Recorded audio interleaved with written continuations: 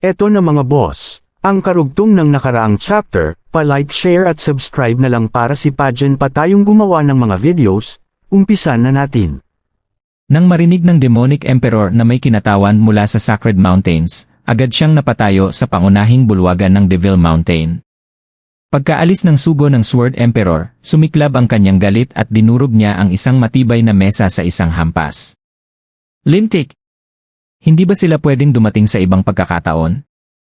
Eksakto pa ngayong malapit na akong umatake at tuluyang durugin ang lahat. Dahil sa panghihimasok nila, nasayang ang buong plano. Napakaraming naging kapalit pero wala akong napala. Sa isip naman ni Zufan, napailing siya. Ikaw pa ang nagagalit. Wala ka namang tunay na nawala. Ang dapat na nagninit-ngit ay ang Sword Emperor, ang Enchanting Empress, at higit sa lahat ako. Napakahirap pagplanuhan ang digmaan na yon para mapasali ang lahat, pero sa isang iglap, nabaliwala ang lahat ng pinaghirapan ko. Habang hinihimas ang kanyang baba, seryoso niyang sinabi, Demonic Emperor, malamang ay nakarating na sa Sacred Mountains ang balita tungkol sa Nether Sea Map. Mukhang wala tayong pagpipilian kundi ibigay ito. Ano? Bakit ko ibibigay, maring tugon ni Zhao Chen. Napabuntong hininga si Zufan. Napakahirap mapanatili ang orihinal na mapa. Pero gaano man ito kahalaga, mas mahalaga pa rin ang buhay. Natigilan si Zhao Chen. Naalala niya ang kanyang guro na pinatay ng isang saint dahil sa 9 Serenities Secret Records. Kahit gaano kalakas ang kanyang guro noon, wala pa ring nagawa laban sa isang saint. Isumpa ang 7 Sacred Mountains, galit niyang isip. Makalipas ang ilang sandali, muling nagsalita si Zufan. Demonic Emperor, nagawa na ba ninyong maintindihan ang lihim ng mapa? Umiling si Zhao Chen. Kung ganoon lang kadali, matagal ko na sana itong nalutas.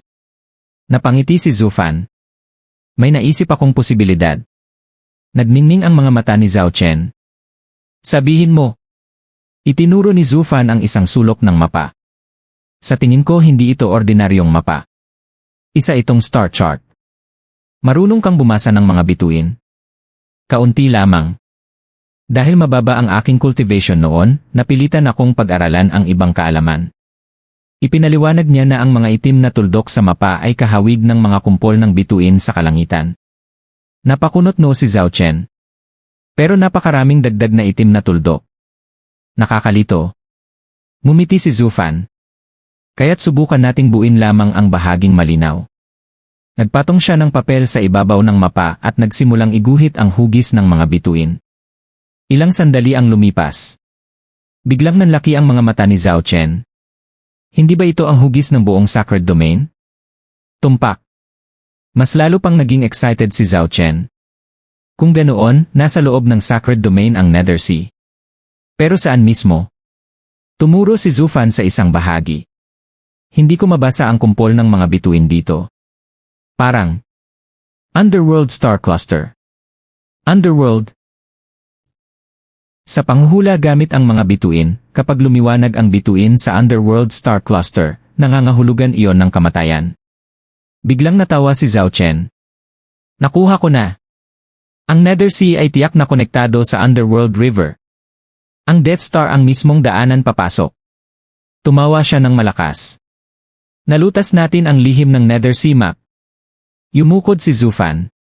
Kahanga-hanga talaga ang Demonic Emperor. Ngunit mumiti lamang si Zhao Chen. Huwag mo nang ipasa sa akin ang lahat ng papuri. Pakiramdam ko, matagal mo nang alam ang lihim nito at hinayaan mo lang akong matuklasan. Mahinang mumiti si Zufan. Ako'y simpleng tao lamang. Tinapik siya ni Zhao Chen sa balikat. Kapag nakuha ko ang mana ng Nether Sovereign at naging isang saint hindi, isang sovereign mananatili kang pinakamataas kong tagapayo. Hindi ko malilimutan ang katapatan mo. Yumukod si Zufan. Maraming salamat. Sovereign. Ngunit sa kanyang isipan ay malamig siyang napangiti. Kung gusto mong kunin ang pamana ng Nether Sovereign, sige lang. Siguraduhin mo lang na isasama ka rin ito sa iyong kapahamakan. Pagkalipas ng isang buwan, nagtipon ang 8 Emperors sa lupain ng Sword Emperor, kasama ang kanilang pinakamalalapit na tauhan. Ngunit kahit siya ang may-ari ng lugar, hindi siya ang nakaupo sa pangunahing trono. Isang binatang nagngangalang Hik Xiaofeng ang nakaupo roon, habang sa kanyang tabi ay nakatayo ang isang matandang saint na may malamig at mabagsik na tingin. Lahat ay yumuko. Pagbati sa mga saint. Tumango lamang si Hik Xiaofeng. Tumayo kayo. Pagkatapos ay malamig niyang tinanong. Nasaan ang demonic Emperor Zhao Chen? Agad na yumuko si Zhao Chen. Narito po ako, Saint. Totoo bang nasa iyo ang Nether Sea Map? Opo. Nalutas mo ba ang lihim nito? Hindi po. Wala akong sapat na kakayahan. Ngumisi si Hik Xiaofeng. Kahit sino sa inyo ay hindi karapat-dapat na maunawaan ang lihim ng kayamanang iyon. Iniunat niya ang kanyang kamay. Ibigay mo rito. Walang pag-aalinlangan, inilabas ni Zhao Chen ang Nether Sea Map at magalang na inabot ito. Masusing tiningnan ito ni Hik Xiaofeng bago ipinasa sa matandang saint. Tiningnan siya ng matanda. Hindi ka ba nanghihinayang? Ngumiti si Zhao Chen. Ang maihandog ang mapa sa mga saint ang pinakamatagal ko ng hangarin. Paano ako manghihinayang? Tahimik na nandidiri ang iba pang emperors. Sip-sip eh. Akala nila ay tunay lamang siyang nagpapaalipin, hindi nila alam na nalutas na niya ang lihim ng mapa. Tumango ang matandang saint. Mabuti. Pagkatapos ay muli siyang nagtanong. Gumawa ka ba ng kahit isang kopya? Umiling si Zhao Chen. Hindi po. Kung buong puso kong iniaalay ang mapa, bakit pa ako gagawa ng kopya? Ang tungkulin naming 8 emperors ay paglingkuran ang Sacred Mountains. Hindi namin pinapangarap ang mana ng isang sovereign.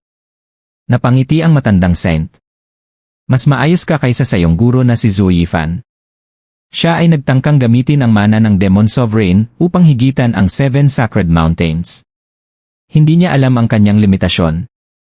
Ikaw naman ay marunong makontento. Magalang na yumuko si Zhao Chen. Napakabait niyo, Saint. Ngunit sa kanyang kalooban ay malamig siyang ngumisi. Hindi lang ako nagkaroon ng pagkakataon. Sino bang gustong habambuhay na nasa ilalim ng inyong mga paa? Darating ang araw, ako naman ang tatapak sa inyo. Sa tabi niya, tahimik na nakatayo si Zhu Fan habang mahigpit na nakakuyom ang kanyang kamao. Naalala niya kung paano minsang muntik ng kitilin ng isang saint ang kanyang buhay. Ang 7 Sacred Mountains ay ginagamit lamang ang buong Sacred Domain bilang kasangkapan sa kanilang paghahanap ng Dao. Ngunit hindi nila kailanman nalampasan ang makamundong pagnanasa. Kahit ang 8 emperors na namumuno sa kalahati ng Sacred Domain ay nananatiling mga tauhan lamang nila. Mga mapagkunwari. Naghahangad maging sovereign ngunit hindi kayang bitawan ang makamundong kapangyarihan. Kaya habang buhay silang mananatiling nakatigil. Kung tutuusin, mas malapit pang maabot ng mga nakasama kong matatandang eksperto mula sa mortal na mundo ang tunay na sovereign stage kaysa sa kanila. Ang mga huwad at mapagpanggap kailanman ay hindi makararating sa tuktok. Maingat na inilagay ng matandang saint ang Nether Sea Map sa kanyang special ring bago niya malamig na tinignan ang 8 emperador. Dapat kayong matuto sa halimbawa ng Demonic Emperor. Maging tapat kayo at alamin kung ano lamang ang nararapat sa inyo. Huwag ninyong hangaring lampasan ang inyong hangganan. Nagkatinginan ang mga emperador ngunit agad silang ngumiti at yumukod. Opo, tama kayo, Saint. Bagaman magalang ang kanilang mga mukha, bumigat naman ang loob ng Sword Emperor at Enchanting Empress. Magalang na nagsalita ang Enchanting Empress. Saint, mayroon kaming tig-isang kopya ng mapa na ibinigay ng Demonic Emperor. Kasalukuyan itong nasa pangangalaga ng Gambling Emperor. Kayo na po ang magpasya kung ano ang nararapat. Bahagyang umiti ang matandang saint. Samantala, nanigas ang Gambling Emperor. Wala siyang nagawa kundi ilabas ang 2 kopya at iabot ang mga ito ng buong paggalang. Heto po ang mga kopya, Saint. Tahimik lamang itong tinanggap ng matanda at mabilis na sinulyapan ang mga papel. Pagkatapos ay lumingon siya sa Gambling Emperor. Ikaw ang unang nagmay-ari ng Nether Sea Map. May iba ka pa bang nais idagdag? Muli namang naglabas ang Gambling Emperor ng isa pang papel. May sarili rin po akong ginawang kopya. Napangiti ang matandang saint. Talagang ikaw ang pinakamatalino sa 8 emperors. Napakatagal na nasa iyo ang mapa ngunit ni minsan ay walang nakaalam. Nagmadaling magpaliwanag ang Gambling Emperor. Hindi ko po iyon itinago.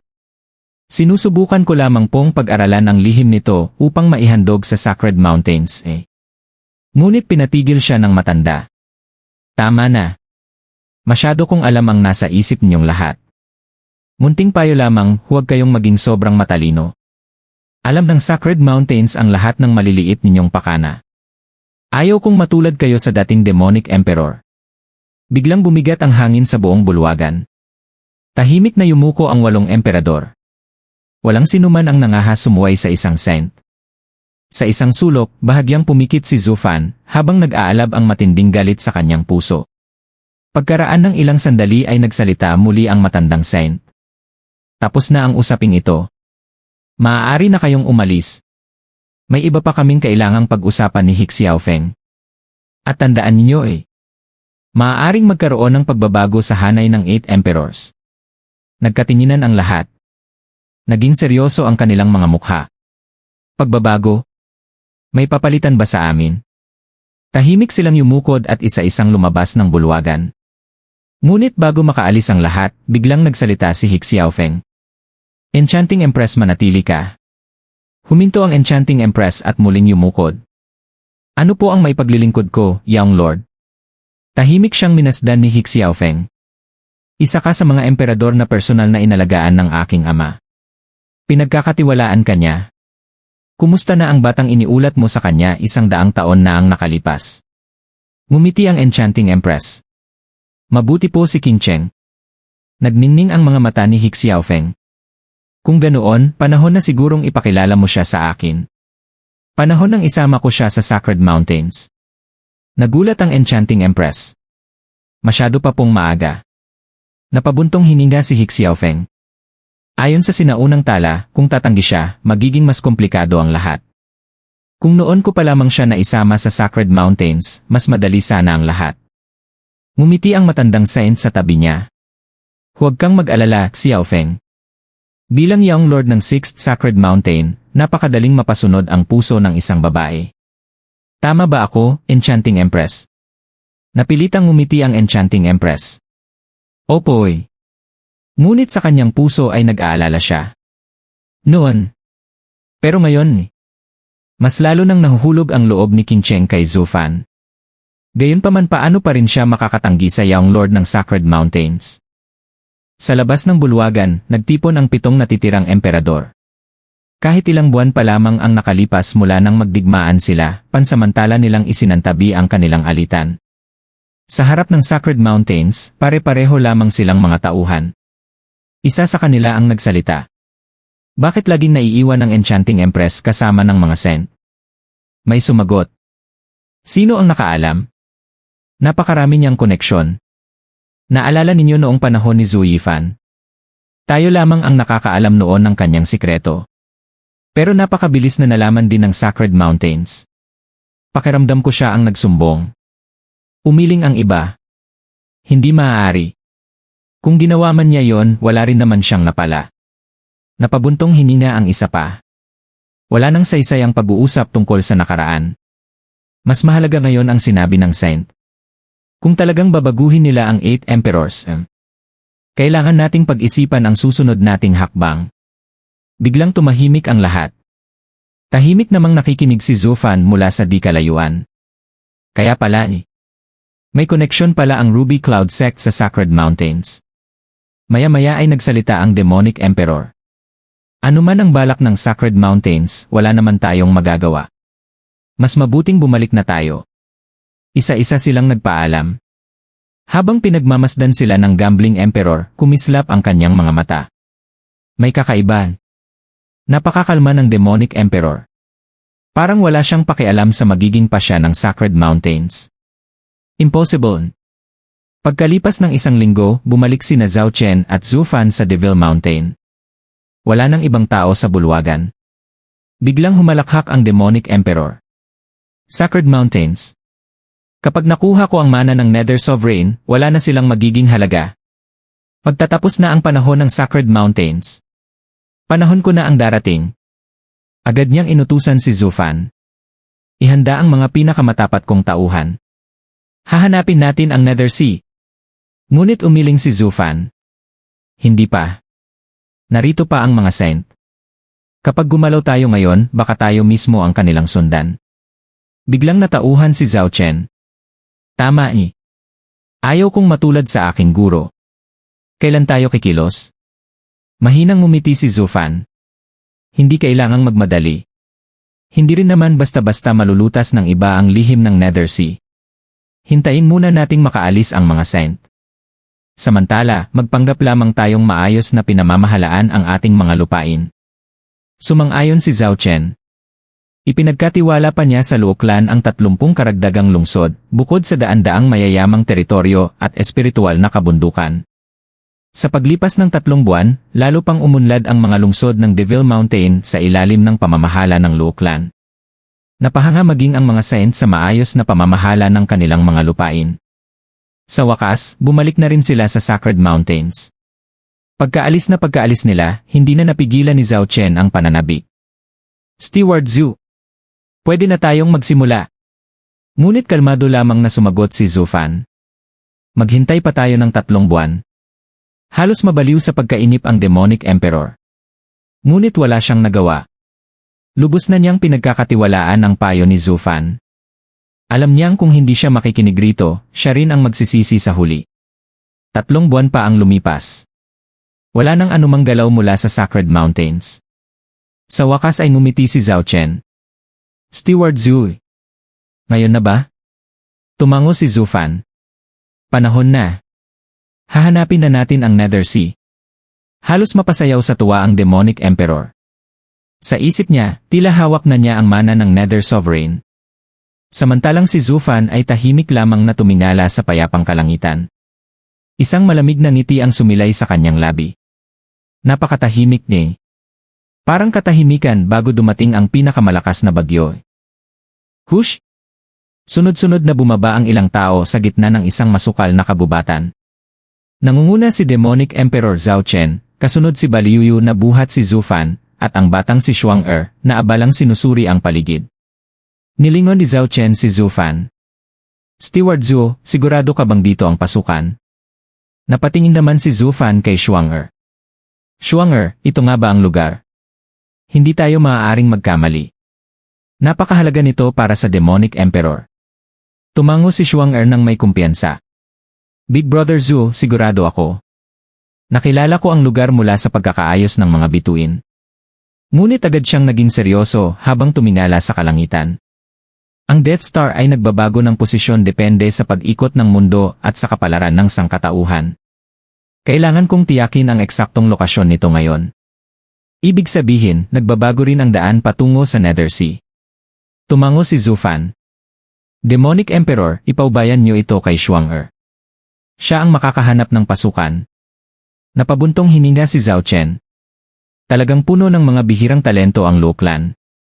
Isang batang babae pa lamang ay marunong nang magbasa ng mga bituin. Napakalaking biyaya na napasailalim sila sa akin. Ngumiti si Zufan. Sobran niyo akong pinupuri, Demonic Emperor. May kaunti lamang kaming kakaibang kakayahan. Umaasa lamang kami na kapag narating ninyo ang pinakamataas na antas, hindi ninyo kami malilimutan. Malakas na tumawa si Zhao Chen. Hinding-hindi ko kalilimutan ang inyong katapatan. Habang nagsasalita sila, patuloy namang naglalakad si Shuang-er. 2 hakbang sa silangan. 3 sa kanluran. Paulit-ulit niyang sinusukat ang bawat direksyon. Habang lumilipas ang oras, lalo lamang siyang nagiging seryoso. Lumubog na ang araw ngunit hindi pa rin siya tumitigil. Lalong nababagabag si Zhao Chen. Talaga bang kaya niya? Wala siyang sariling diviner, kaya wala siyang ibang mapagkakatiwalaan. Makalipas ang mahabang paghihintay, biglang lumiwanag ang mukha ni Shuang-er. Huminto siya at mariing itinapak ang paa. Nakita ko na. Sa ika-128 antas ng ecliptic, nagbago ang pwesto ng Death Star at nailipat ang sentrong palasyo ng kalangitan. Dito mismo ang pasukan. Nagningning ang mga mata ni Zufan. Lumapit din si Zhao Chen. Ito na ba ang daan papunta sa Nether Sea? Paano naman natin ito bubuksan? Ngumiti si Zufan at naglabas ng daan-daang sacred stones. Isa-isa niyang inayos ang mga ito upang bumuo ng sinaunang formation. Ang bawat lihim na daan ay konektado sa isang hiwalay na espasyo. Ito ang sinaunang piercing cloud array. Kapag natagpuan natin ang tamang lagusan, mabubuksan ang hadlang sa pagitan ng dalawang mundo. Napakunot no si Zhao Chen. Sinaunang formation. Paano mo nalaman yan? Hindi ba Sacred Mountains lamang ang may ganitong kaalaman? Umiti lamang si Zhu Fan. Pamana ng aming angkan. Kaunti lamang ang alam namin. Hindi tulad ng Sacred Mountains. Pagkatapos ay seryoso niyang sinabi. Demonic Emperor, huwag na tayong mag-aksaya ng oras. Nasa harapan na natin ang Nether Sea. Dahil sa matinding pananabik, tuluyan nang nawala ang anumang pagdududa ni Zhao Chen. Samantala, mabilis na bumuo ng mga hand seal si Zhu Fan.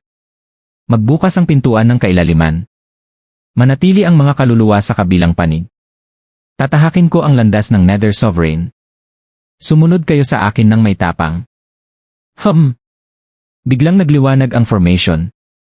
Isang napakalaking sinag ng liwanag ang bumulusok paitaas at kumonekta sa isang maliwanag na bituin sa kalangitan. Napabulala si Schwanger. Ang Death Star. Ito nga ang tamang daan. Ginamit mismo ng Nether Sovereign ang Death Star upang selyuhan ang Nether Sea. Ito rin ang susi upang mabuksan ang lagusan. Eksaktong tulad ng nakasaad sa mapa. Halos mabaliw sa tuwa si Zhao Chen. Sa wakas, makukuha ko na ang cultivation method ng Nether Sovereign. Pinagpapala ako ng langit. Nakatadhana akong maging sovereign. Malakas siyang humalakhak. Ngunit bago pa man matapos ang kanyang pagtawa, isang pamilyar na tinig ang umalingaw-ngaw. Hahaha. Demonic Emperor. Hindi mo nga ako binigo. Nagawa mo talagang lutasin ang lihim ng Nether Sea Map. Naghintay ako ng kalahating taon para rito. Napalingon si Zhao Chen. Sino iyon? Mula sa kagubatan ay lumabas ang isang matabang lalaki. Ang Gambling Emperor. Ngumiti ito habang pumapalakpak. Brother Demonic Emperor. Ang bagay na hindi ko nalutas sa loob ng ilang dekada. Naunawaan mo sa loob lamang ng isang taon. Talagang kahanga-hanga. Naggitngit si Zhao Chen. Gambling Emperor. Bakit ka narito? May nagsumbong ba? Umiling ang Gambling Emperor. Hindi na kailangan. Mula nang ihagis ko ang mapa, binantayan ko na ang sinumang makakakuha nito. Nagulat si Zhao Chen. Pero isinuko ko na ang mapa. Bakit mo pa rin ako sinusundan? Ngumiti ang Gambling Emperor. Dahil masyadong halata ang pag-arte mo. Kilala ka ng buong Sacred Domain.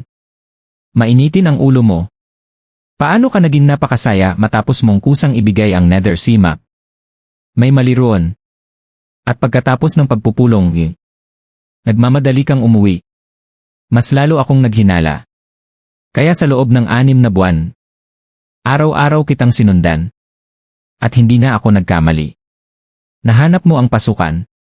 Maraming salamat. Halos sumabog sa galit si Zhao Chen. Pinaghirapan niyang hanapin ang Nether Sea. Ngayon ay may ibang makikinabang. Tahimik lamang na nanood si Zhu Fan. Sa loob-loob niya ay napangisi siya. Matagal na niyang napansin na sinusubaybayan sila ng Gambling Emperor. Sadyang hindi niya ito binanggit. Ito mismo ang kanyang plano. Nang lumitaw ang mga saint noon, kusa niyang ipinaalam kay Zhao Chen ang tunay na sikreto ng mapa. Alam niyang kapag isinuko ito ni Zhao Chen, magiging kahina-hinala ang kilos nito. At iyon ang magtutulak sa Gambling Emperor na sumunod sa kanila. Nasira man ang plano sa digmaan ng 5 emperador. Ngayon ay mapipilitan kayong magpatayan. Isa lamang ang mana ng Nether Sovereign. Kailangan niyo itong ilihim sa isa't isa. Kaya magpatayan kayo. Hanggang sa walang matira. Malamig na umiti si Zhu Fan. Ngunit bago pa makagalaw ang 2 emperador, may isa pang tinig ang narinig. Oho! Demonic Emperor. Gambling Emperor. Plano ba ninyong angkinin ang lahat? Hindi ba't may kasunduan tayo? Dapat ay may bahagi rin ang Ruby Cloud Sect. Napalingon silang dalawa.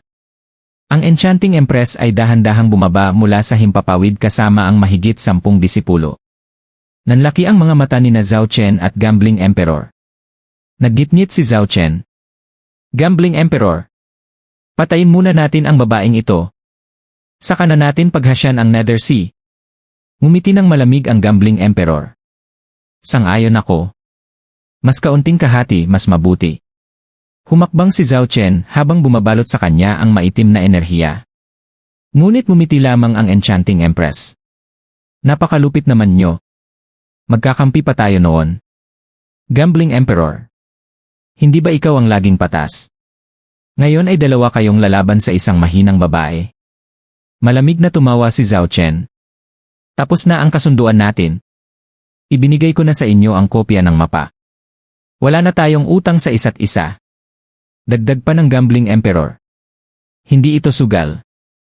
Walang patas-patas dito.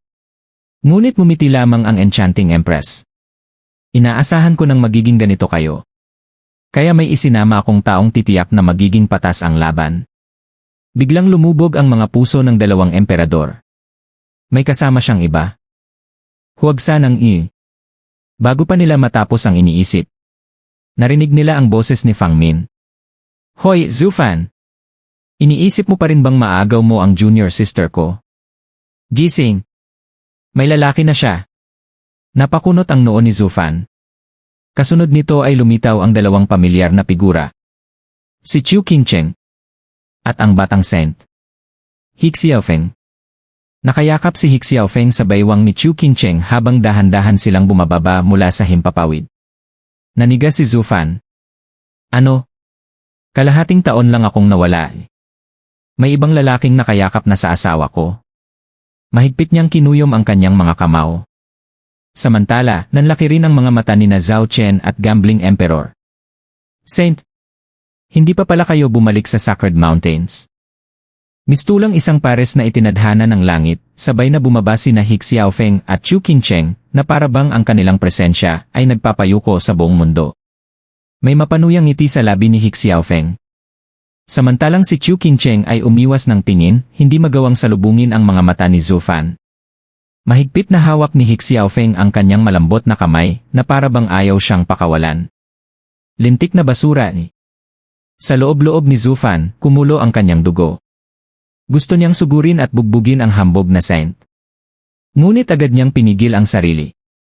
Hindi pa ito ang tamang oras. Darating din ang pagkakataon ko Hindi pa ito tapos. Bahagyang umiti si He Xiaofeng. Mukhang hindi kayo natutuwa sa pagdating ko. Nanatili ako ng ilang araw sa Ruby Cloud Sect. At nang makilala ko si Miss Qingcheng napag-alaman kong tunay siyang kahanga-hanga. Kaya pinabalik ko muna ang aking senior uncle. May tutol ba sa pagdating ko? Agad na yumuko sina Zhao Chen at ang Gambling Emperor. Wala po, Saint. Tumango si He Xiaofeng.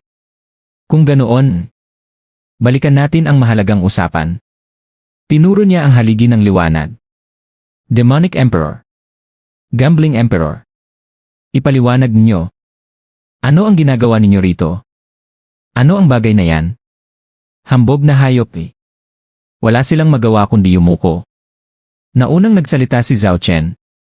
Saint nang maibigay ko ang Nether Sea map sa Sacred Mountains naisip kong hindi pa sapat iyon upang maipakita ang aking katapatan. Kaya ginugol ko ang nakaraang 6 na buwan sa pagsasaliksik. At sa wakas nahanap ko ang pasukan ng Nether Sea. Layunin ko lamang na mauna sa pagpasok upang alisin ang anumang panganib at ihanda ang daan para sa inyo. Napangiti si He Xiaofeng nang may halong panunuya. Oh! Nalutas mo ang lihim ng wala ang mapa. Demonic Emperor. Kahanga-hanga ka. Ramdam ang matinding pangungutya sa bawat salitang kanyang binigkas. Ngunit nagpatuloy pa rin si Zhao Chen. Dahil lamang ito sa aking walang hanggang katapatan sa Sacred Mountains. Ang hangarin kong makapaglingkod sa inyo ang nagbigay sa akin ng lakas at biyaya. Kung hindi dahil doon, hindi kailanman maiisip ng aking hamak na isip ang solusyon. Tumawa siya ng pilit. Hihi. Napangisi si He Xiaofeng. Magaling. Isa kang tunay na sipsip. Ikaw ang huling alagad ng dating Demonic Emperor, hindi ba? Hindi ko siya nakilala. Ngunit narinig kong kahit ang mga Saint ay hindi niya kinatatakutan. Napakataas ng tingin niya sa sarili. Paano siya nagkaroon ng disipulong katulad mo? Napangiwi si Zhao Chen. Iyon din ang dahilan kung bakit siya namatay. Ako Gusto kong mabuhay. Hinding-hindi ko ipagkakanulo ang kabutihan ng mga saint. Tahimik na napaisip ang Enchanting Empress. Ang dating demonic emperor ay hindi kailanman yumuko. Ngunit ang kasalukuyang Zhao Chen, isa na lamang aso ng Sacred Mountains. Pagkatapos ay napagtanto niya, hindi rin naman sila naiiba. Mas maaga lamang silang yumuko. Sa kanilang lahat, si Zhu Yifan lamang ang nanindigan hanggang huli. Tahimik din yumuko ang Enchanting Empress at ang Gambling Emperor. Samantala, nanikip ang mga mata ni Zhu Fan. Pagbalik niya sa Sacred Domain, isa lamang ang tunay niyang kinatatakutan. Ang Heavenly Sovereign. Bagamat ang paghahanap kay Qin Cheng ang dahilan ng kanyang pagbabalik, hindi iyon ang tunay niyang layunin. Marahil, ibinabalik siya ng tadhana upang tapusin ang sinimulan ni Zhu Yifan. Tumawa si He Xiaofeng. Mukha namang masunurin ka. Paniniwalaan muna kita. Pagkatapos ay tumingin siya sa haligi ng liwanag. Ito ba talaga ang pasukan ng Nether Sea? Paano tayo makakapasok? Yumuko si Zhao Chen. Hindi namin alam. Sinusubukan pa lamang naming alamin nang dumating kayo. Napatingin si He Xiaofeng sa iba. May ideya ba kayo? Umiling silang lahat. Saka nagsalita ang Gambling Emperor. Maaaring isa itong teleportation array. Dadalhin tayo nito sa Nether Sea. Ngumiti si He Xiaofeng. Ganoon ba? Kung gayon, Gambling Emperor, subukan mo. Nagulat ito. Ako? Ikaw? Nag-atubili ang Gambling Emperor. Saint A. Mas mabuting ipaubaya na lamang natin ito sa ating mga tauhan. Baka mapanganib. Malamig ang mukha ni He Xiaofeng. Sinabi kong ikaw. Tumatanggi ka. Kayo ang pinakamalalakas dito bukod sa akin. Kung ligtas ka, ligtas din ako. Kung may panganib, magiging maingat ako. Lintik ka, Ginagawa mo lang akong ginyapid, Wala na siyang pagpipilian. Dahan-dahan siyang lumakad papunta sa sinag ng liwanag. Punong-puno ng kaba. Nang tuluyan siyang lamunin ng liwanag. Walang nangyari. Napatingin siya sa paligid. Pareho pa rin ang tanawin. Ha? Anong nangyayari? Mula sa labas ay sumigaw si He Xiaofeng. Gambling Emperor. May nakita ka ba? May daan ba? Umiling ito. Wala. Walang pinagkaiba. Medyo mabigat lang ang pakiramdam. Bigla niyang ikinilos ang kanyang mga braso. Crack! Crack! May kung anong nabali sa kanyang katawan. Kasabay nito, isang maputlang sinag mula sa Death Star ang bumagsak sa kanya. Sa isang iglap, pumuti ang kanyang buhok. Nanlumo ang kanyang matabang katawan. Nagkulubot ang kanyang balat. Mistulang tumanda siya ng libu-libong taon sa loob lamang ng ilang segundo. Natakot ang Gambling Emperor. Mabilis siyang tumalikod upang tumakas. Ngunit nang itaas pa lamang niya ang kanyang paa. Puff! Bigla siyang naging abo. Maging ang kanyang kasuotan ay naglaho. Napasinghap ang lahat. Maging si He Xiaofeng ay natigilan. Isang emperor. Namulat silang tumanda at mamatay sa loob lamang ng ilang saglit. Nanginginig ang lahat sa takot. Galit na lumingon si He Xiaofeng kay Zhao Chen. Demonic Emperor. Ano ba talaga ito? Sigurado ka bang ito ang pasukan ng Nether Sea? Agad yumuko si Zhao Chen. Saint A. Sigurado ako. Marahil may pagsubok muna bago makapasok. Napalingon siya kay Zhu Fan. Steward Zhu. Ano ang nangyari? Bakit naging abo siya? Tahimik na nag-isip si Zhu Fan. Ngunit biglang nagsalita si Shuang'er. Ang Death Star. Ito ang may kagagawan. Lahat ng gustong pumasok sa Nether Sea ay tatamaan ng death energy. Napakarami nitong pumasok sa kanyang katawan. Kaya parang tumanda siya ng libu-libong taon. Maging ang kanyang mga buto ay nabulok. Tumango si He Xiaofeng. Kahit ang pasukan ay may pagsubok. Karapat-dapat nga sa isang sovereign. Hindi basta-basta makakapasok. Inilabas niya ang orihinal na mapa at binasa ang nakasulat. Sa kailaliman ng Nether Sea, kung saan gumagala ang mga nawawalang kaluluwa. Ang sinumang mangahas tumapak dito ay hahatulang magdusa, habang buhay mabubulag, at ikukulong ang kanilang kaluluwa sa kailaliman. Pagkatapos ay sinabi niya, isa itong malinaw na babala. Sinumang pumasok ni matay. Kaya wala ring saysay ang paghahanap natin sa Nethersea. Hindi rin tayo makakapasok. Malungkot siyang napabuntong hininga habang nakatitig sa haligi ng liwanag. Tahimik ding sumang-ayon ang iba. Ano man ang halaga ng mana ng Nether Sovereign, mas mahalaga pa rin ang buhay. Ngunit biglang sumigaw si Zufan. Sandali. Lumilitaw na may paraan pa. Napatingin sa kanya si Hixiaofeng. Ikaw. Alam mo? Isang emperor ang namatay. Kahit ako ay hindi nangahas pumasok. Pero ikaw. Isang hamak na bone tempering cultivator. Mamamatay ka lang. Ngumiti si Zufan. Ang Nether Sovereign ay isang sinaunang sovereign. Hindi niya hahayaang basta-basta makapasok ang kahit sino. Kailangan muna ang kanyang gabay.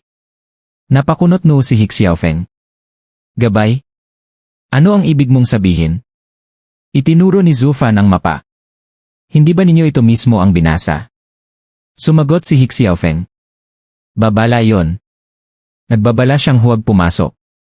Umiling si Zufan. Ang isang tunay na mandirigma ay hindi natitinag kahit tiyak ang kamatayan. Sa inyong paningin ni isa itong babala. Ngunit para sa akin ni isa itong paanyaya. Umiti siya ng makahulugan. Ipinakita mismo ng Nether Sovereign ang daan papasok. Natigilan ang lahat. Ano? Hindi sila makapaniwala. Saan niya nakita yon? Wala namang nakasulat na ganoon sa mapa. Tahimik na nagsalita si Zufan. Ayon sa tulang iniwan ng Nether Sovereign, ang mga ligaw na kaluluwa lamang ang maaaring gumala sa Nethersea. Ang sinumang hindi kabilang doon ay agad na mapupuksa. Iyon ang dahilan kung bakit ganoon kalunos-lunos ang sinapit ng Gambling Emperor. Tumango ang lahat bilang pagsang-ayon. Napataas ang kilay ni Hixiaofeng. Ibig mong sabihin, mga patay lang ang maaaring pumasok. Kung patay ka na ano pa ang silbi ng pagpasok? Umiling si Zufan. Hindi iyon ang ibig sabihin. Ang sinabi ng Nether Sovereign ay, ang buhay na katawan ay hindi maaaring pumasok. Kung ipipilit nito matatay ito. Ngunit hindi niya sinabing mamamatay ang sinumang papasok. Ang tinutukoy niyang ligaw na kaluluwa ay ang pagtalikod sa laman at pagpasok bilang isang kaluluwa. Napakunot noo si Hixiaofeng. Iwan ang katawan? Ano ang ibig mong sabihin? Matatag na sumagot si Zufan. Kaluluwa lamang ang dapat pumasok. Iiwan ang pisikal na katawan sa labas. Tahimik ang lahat. Napakapanganib ng ideyang iyon. Kung mali si Zufan, lahat sila ay mamamatay. Matigas ang titig ni Hixiaofeng. Kung ideya mo iyan, ikaw ang sumubok. Biglang sumigaw si Baliyuyu mula sa likuran. Ikaw ang sumubok. Galit na galit siya. Mabilis siyang pinigilan ni Zufan. Umiti ito ng malamig. Paumanhin. Ngunit kailangan ay nasa ethereal stage pataas upang makalabas ang kaluluwa. Ako ay nasa bone tempering stage pa lamang. Hindi ko yon magagawa. Ngumisi si Hixiaofeng. Kung ganoon, ikaw. Tinuro niya si Baliyuyu. Dahil napakadaldal mo. Ikaw ang susubok. Halos sumabog sa galit si Baliyuyu. Kung hindi lamang siya isang saint. Matagal na niya itong pinatay. Napabuntong hininga si Zufan. CJ. Ako na ang pupunta. Yuyu. Umatras ka. Nagulat si Baliyuyu. Hindi ba imposible yon para sayo? Ngumiti si Zufan. Naalala ko lang. May lihim na sining ang aming angkan. Kaya kong palabasin ang aking kaluluwa kahit nasa bone tempering stage. Laking pasasalamat ko pa nga sa paalala ng saint. Kung hindi, nakalimutan ko na sana. Napangisi si Hixiaofeng. Kung ganoon, patunayan mo. Ipakita mo ang walang hanggan mong katapatan. Mariing nagitngit si Zufan. Ikalulugod kong ihanda ang daan para sa inyo, Saint. Umupo siya sa lupa. Nagsimulang ilabas ang kanyang kaluluwa. Nagmadali si Baliyuyu. Sandali. Ako na lang. Ngunit umiling si Zufan. Hindi na. Ikaw at si Shuang-er. Manatili rito. At bantayan niyo ang aking katawan. Pagkatapos ay tumingin siya sa haligi ng liwanag. Hindi siya sigurado. Isa lamang iyong hula. Kapag tama siya, mabubuhay siya. Kapag mali, mawawala maging ang kanyang kaluluwa. Isa itong sugal. Ngunit wala siyang pagpipilian. Kitang-kita niyang nais siyang ipapatay ni Xiaofeng. Kung tatanggi siya, magkakaroon lamang ito ng dahilan upang patayin siya. Kung sugal ito, bahala na ang tadhana. Sana ay mas maswerte ako kaysa sa gambling emperor. Isinara niya ang kanyang mga mata. Unti-unting lumutang ang isang malaaninong anyo mula sa kanyang katawan. Ang kanyang kaluluwa. Dahan-dahan itong lumipad patungo sa haligi ng liwanag. Huminto ang paghinga ng lahat. Tahimik nilang pinagmamasdan ang pagsubok ni Zufan. Kung ligtas ang kanyang kaluluwa, ibig sabihin ay tama ang kanyang hinala. Kung mawala ito, kailangan nilang maghanap ng ibang paraan. Punong-puno ng tensyon ang paligid. Ang ilan ay naghihintay ng resulta. Ang iba naman ay nag-aalala para kay Zufan. Isa na rito si Chu Qingcheng. Punong-puno ng pag-aalala ang kanyang mga mata habang pinagmamasdan ang kaluluwa ni Zufan. Ngunit hawak pa rin siya ni Xiaofeng. Wala siyang magawa. Napasok mo na. Mainip na sigaw ni Xiaofeng. Sa sobrang pananabik, bahagyan niyang nabitawan ang kamay ni Chu Qingcheng. Sa isang iglap, hinugot ni Chu Qingcheng ang kanyang kamay. Umupo siya agad. Isang puting anino ang lumutang mula sa kanyang katawan. Wag. Hihintayin kita, Zufan. Diretso siyang lumipad patungo sa haligi ng liwanag. Nagulat si Zufan. Qingcheng. Huwag. Ngunit huli na. Kasunod niya itong pumasok. Sabay na nilamon ng liwanag ang kanilang dalawang kaluluwa. Napahiyaw ang Enchanting Empress. Qingcheng. Ngunit wala nang makapipigil. Biglang umalingaw-ngaw ang haligi ng liwanag. Isang alon ng kapangyarihan ang sumiklab. Muling nagningning ang Death Star sa kalangitan. Unti-unting lumipad pa itaas ang dalawang kaluluwa. Hanggang tuluyan silang naglaho. Tagumpay! Masayang sigaw ni Zhao Chen. Nakaligtas sila. Tama ang hinala ni Steward Zhu. Kailangan niyang iwan ang katawan upang makapasok sa Nether Sea. Hahaha! Isa siyang tunay na henyo. Maluwag na napabuntong hininga si Baliyuyu. Wala siyang pakialam sa Nether Sea. Ang mahalaga lamang ay ligtas si Zufan. Masayang nagsalita ang Enchanting Empress. Saint, wala nang problema. Maaari na tayong pumasok. Tumango si Xiaofeng. Pagkatapos ay tumingin siya kay Zhao Chen. Demonic Emperor. Sumama ka sa akin. Pagkatapos ay malamig niyang sinabi sa Enchanting Empress. Ikaw, Li. Maiiwan. Bantayan mo ang aking katawan. Nagulat ang Enchanting Empress. Young Master He. Bakit sila ang isasama ninyo? Gusto ko ring pumasok sa Nether Sea. Malamig ang boses ni Xiaofeng. Enchanting Empress. Ikaw ang taong pinaka-pinagkakatiwalaan ng aking ama. Ang Demonic Emperor ay tuso. Isasama ko siya upang mabantayan. Ikaw naman, ang magbabantay sa kanyang mga tauhan. Ito ang pinakaligtas na paraan. Huwag mong sirain ang tiwala ng aking ama. Tahimik na yumuko ang Enchanting Empress. Nauunawaan ko. Pagkatapos ay nagdilim ang mga mata ni Xiaofeng. At tungkol kay Zufan, may pakialam sa kanya si Qingcheng. Kahit isinugal niya ang buhay niya para lamang sundan siya. Kung mabubuhay pa ang lalaking iyon, magiging hadlang lamang siya. Nag-alala ang Enchanting Empress. Ibig sabihin, papatayin niyo siya. Yumiling si Xiaofeng. Hindi ako ganoon kabobo. Mas mahalaga ang puso ni Qingcheng. Ngunit napakapanganib ng Nether Sea. Maaaring magkaroon lamang siya ng aksidente. Ang mahalaga hindi malalaman ni Qingcheng ang katotohanan. Tumanggo ang Enchanting Empress. Ipinaubaya ko yun sa inyo, young Master He. Lumabas ang kaluluwa ni He Xiaofeng mula sa kanyang katawan. Demonic Emperor. Sumunod ka. Naunawaan ni Zhao Chen ang ibig sabihin. Binigyan niya ng makahulugang tingin si Bali Yuyu upang maging handa sa anumang mangyari. Pagkatapos ay inilabas din niya ang kanyang kaluluwa.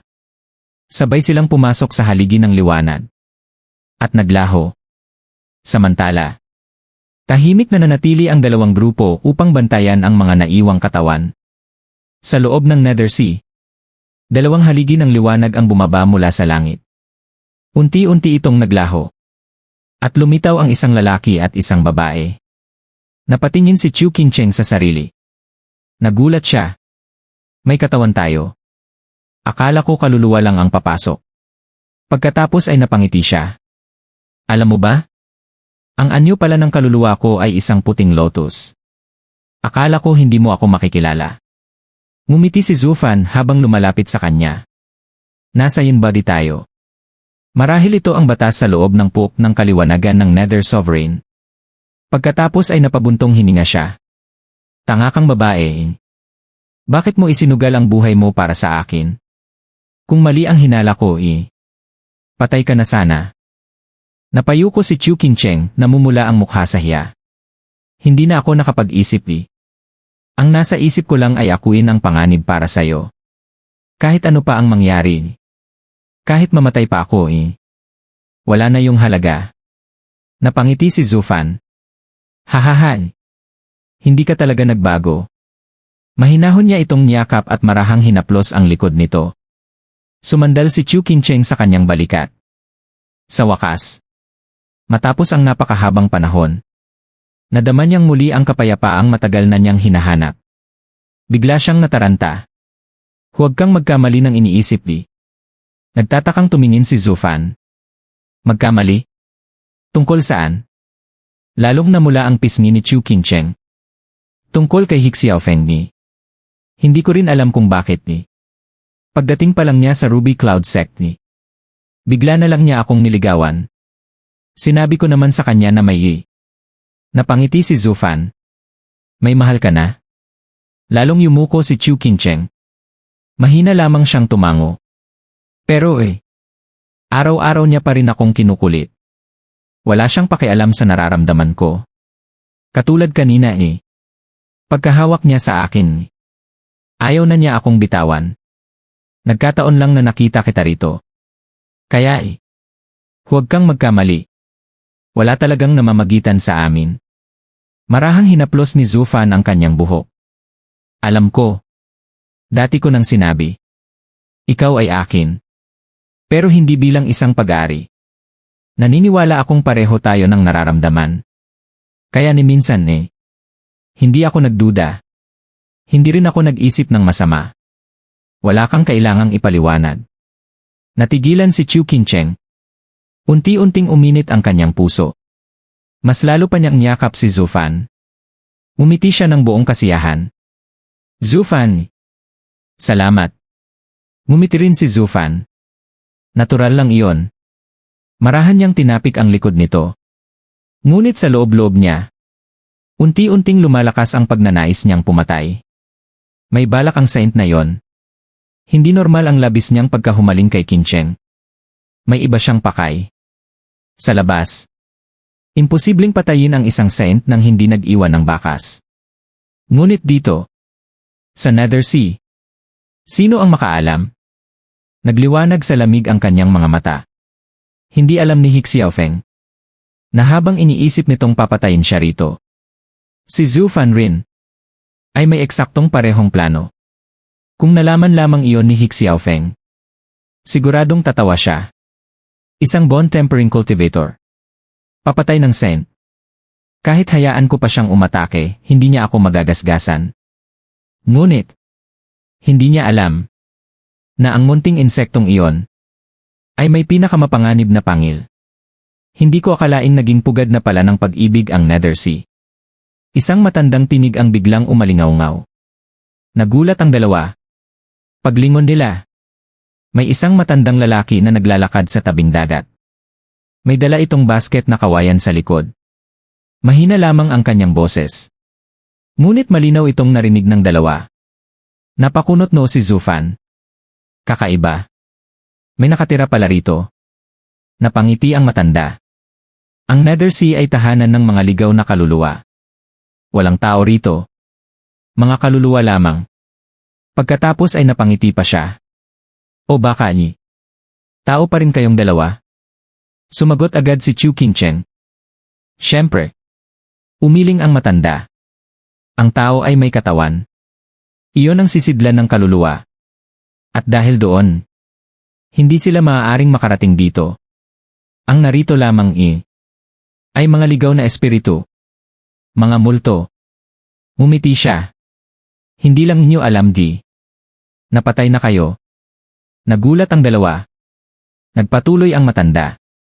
Kapag ang isang tao ay namatay sa matinding labanan, o kaya'y sumabog ang kanyang kaluluwa, ang mga piraso nito ay unti-unting nagtitipon dito sa Nethersea. Kapag nabuo silang muli, nawawala muna ang kanilang alaala. Ngunit babalik din yon paglipas ng panahon. Tahimik na nag-isip si Zufan.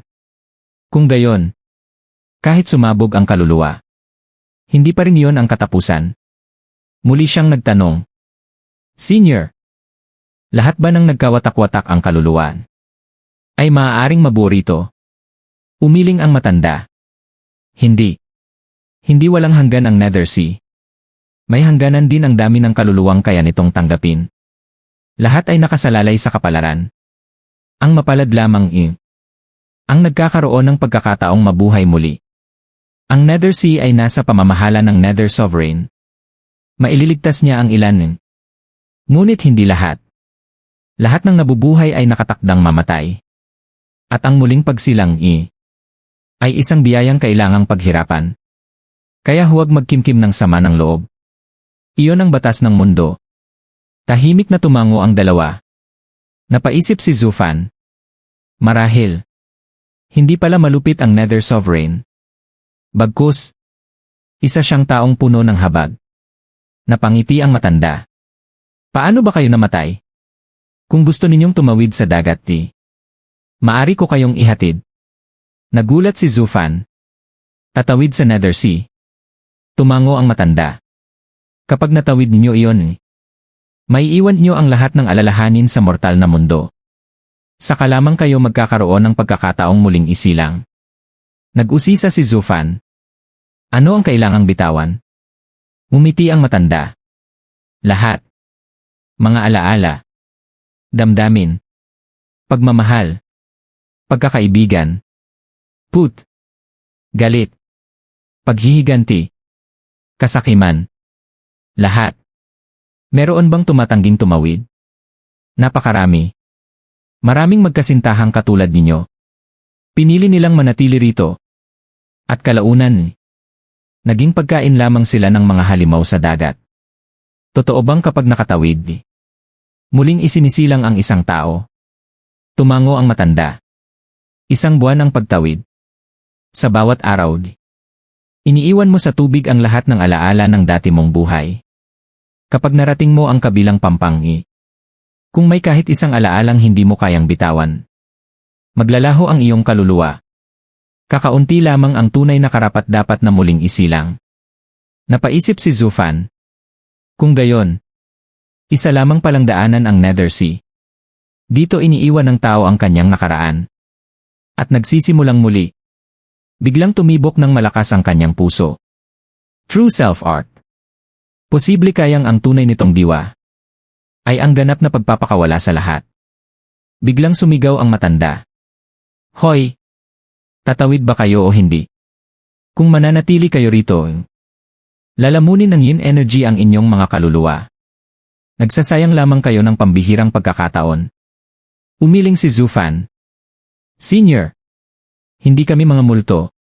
Hinahanap namin ang lugar ng kaliwanagan ng Nether Sovereign.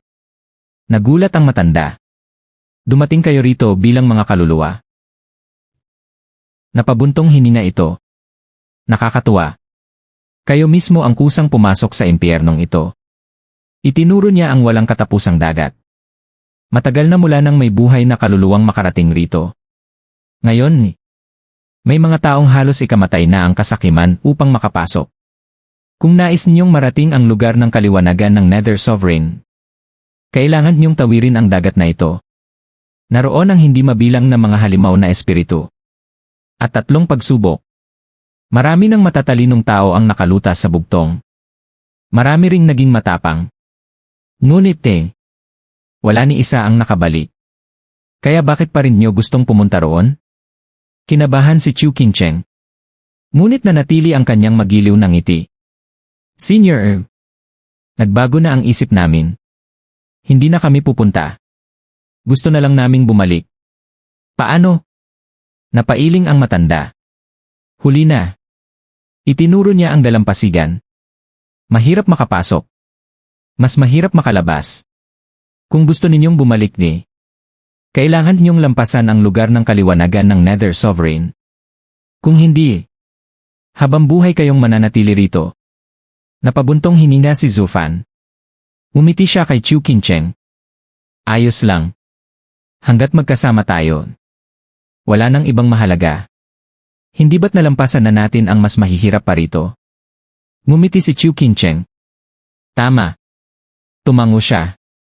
Mas determinado na ngayon. Lumingon siya sa matanda. Senior, pwede ba niyo kaming ihatid sa Natigilan siya. Wala na siya. Naglaho na ang matanda. Tanging ang kanyang tinig na lamang ang narinig. Mga multo lamang ang aking isinasakay.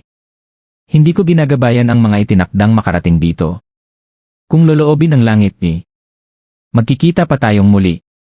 Kasabay ng kanyang malakas na tawa. Tuluyan na siyang naglaho sa kawalan. Senior, hindi niyo ba kami papansinin? Malungkot na sigaw ni Chu Qingcheng sa kawalan. Ngunit tanging katahimikan lamang ang sumagot sa kanya. Napakibit balikat si Zufan. Mga patay lang ang isinasakay niya. Hindi ang mga buhay. Kapag tunay na tayong namatay, saka pa lang siguro niya tayo tatawirin. Sabay tawa niya. Hahaha. Napasimangot si Chu Qingcheng.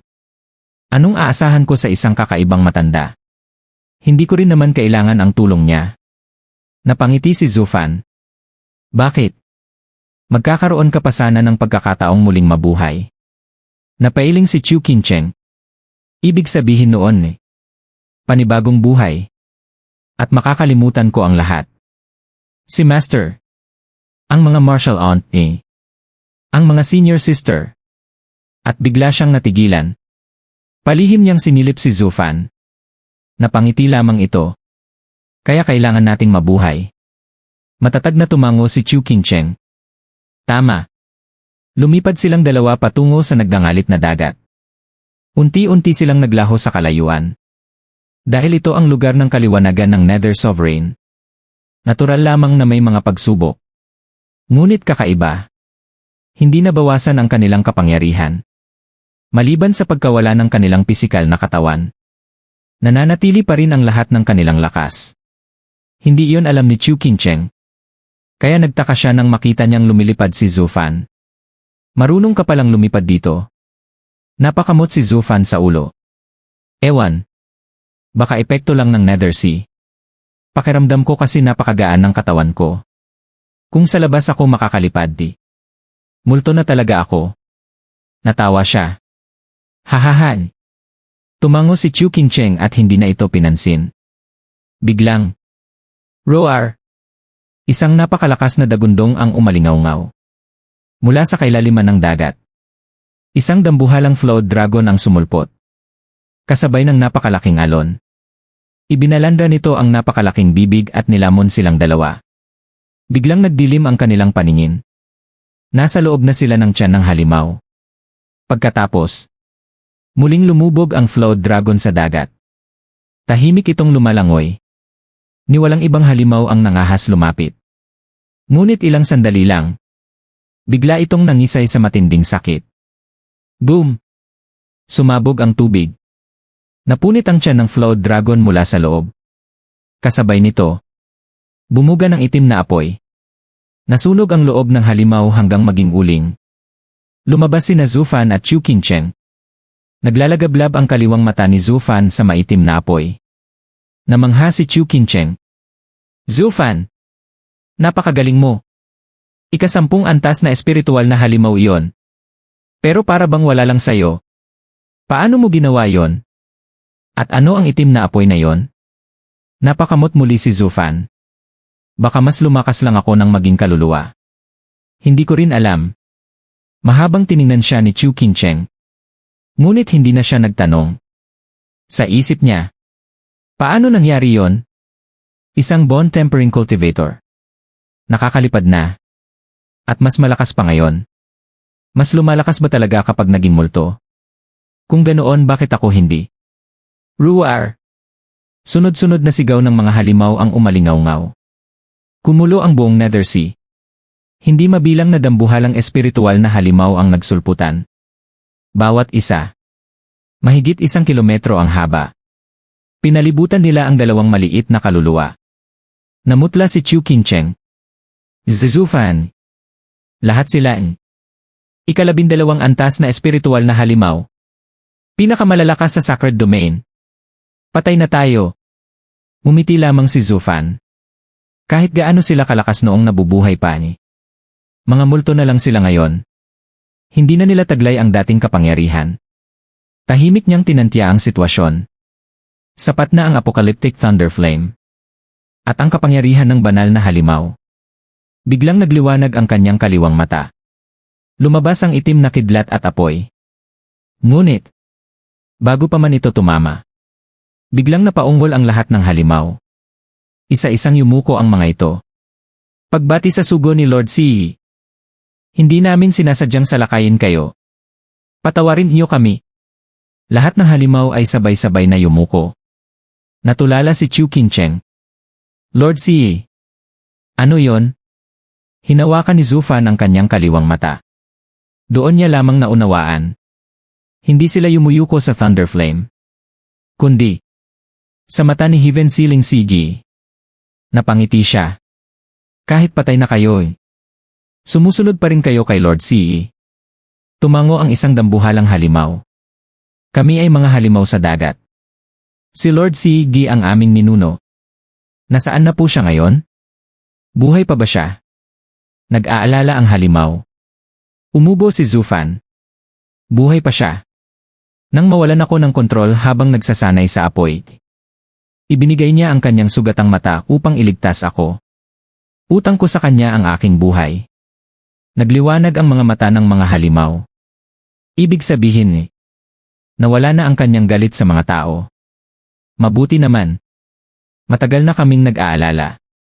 Kung ibinigay niya sa inyo ang kanyang mata, ibig sabihin kinilala niya kayo. Bagamat nasa Nether Sea na kayo, handa kaming tumulong. Diretsong sinabi ni Zufan. Hinahanap namin ang lugar ng kaliwanagan ng Nether Sovereign. Maari ba ninyo kaming ihatid? Nagkatinginan ang mga halimaw. Hindi namin kayo maaaring ihatid hanggang dulo. Kailangan pa rin ninyong lampasan ang 3 pagsubok. Kami ang inatasang humarang sa mga pumapasok. Ngunit dahil sa utos ni Lord Si, hindi na namin kayo pipigilan. Gayunpaman, hindi namin kayang lampasan ang 3 tarangkahan. Tumango si Zufan. Ihatid niyo lang kami roon. Ako na ang bahala. Nag-aalala ang halimaw. Mapanganib ang mga tagapagbantay. Mumiti si Zufan. Kaluluwa na rin lang ako. Ano pa ang masasama? Either magtagumpay o mamatay. Tahimik na tumango ang mga halimaw. Kung ganoon, sumakay kayo sa likod ko. Sumakay sina Zufan at Chu Qingcheng sa likod ng dambuhalang 12 antas na halimaw. Habang ito'y lumalangoy. Para itong isang emperador. Samantalang ang iba pang halimaw ay tila mga maharlikang gwardiya. Ang mga ordinaryong halimaw sa dagat ay agad na nagsitakas. Walang nangahas humarang. Tahimik na nakatayo si Chu Qingcheng sa tabi ni Zufan. Habang pinagmamasdan ang libo-libong halimaw na yumuyuko sa kanya. Lalo siyang nalito. Sino ba talaga si Zufan? Sa labas. Isa lamang siyang bone tempering cultivator. Ngunit dito, para siyang hari ng buong Nether Sea. Alin ang tunay niyang pagkatao? Mas bagay ba talaga siyang maging hari ng impyerno kaysa tao? Sa malayong likuran, Tahimik na lumulutang ang matandang bangkero. Napangiti siya. Hey! Karaniwang halos mamatay ang lahat sa unang pagsubok dahil sa mga halimaw sa dagat.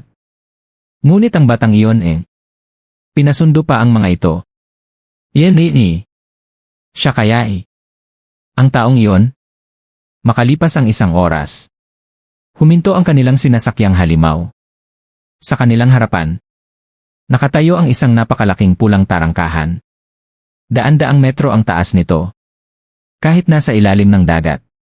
Naglalabas pa rin ito ng nakakatakot na pulang liwanag. Huminto ang dambuhalang halimaw. Sir, nakarating na tayo. Ito ang unang tarangkahan. Tyrant Gate. Tumalon pababa sina Zufan at Chu Qingcheng. Pinagmasdan niya ang dambuhalang pintuan. Kailangan ba itong itulak? Tumango ang halimaw. Ang Tyrant Gate ay mabubuksan lamang ng walang hanggang lakas. Kapag nabuksan niyo ito, makakaharap ninyo ang tagapagbantay. Iyon ang pinakamababang kwalifikasyon. Marami ng saints ang nabigong buksan ang tarangkahang ito. Napasinghap si Chu Qingcheng. Ngunit mumiti si Zufan. Huwag kang mag-alala. Noon habang binubuksan nila ang tarangkahan, inaatake sila ng mga halimaw sa dagat. Kaya hindi nila nagawang ibuhos ang buong lakas. Tayo ngayon walang hadlang. Lalaban tayo ng buong lakas. Lumapit siya sa Tyrant Gate. Itinulak niya ito. Ngunit, bahagya lamang itong gumalaw. Napangiti si Zufan. Napakabigat. Kailangan kong gamitin ang buong lakas ko. Kung hindi ko man lang ito maiangat kahit isang dangkal. Ipinikit niya ang kanyang mga mata. Unti-unting nagliwanag ng pulang liwanag ang kanyang kanang kamay. Upang mabuksan ang Tyrant Gate, kailangan niyang gamitin ang kapangyarihan ng kilin. Bagamat isa lamang siyang kaluluwa, may koneksyon pa rin siya sa kanyang tunay na katawan. At tulad ng paghiram niya sa kapangyarihan ng Apocalyptic Thunder Flame mahihiram din niya ang lakas ng kilin.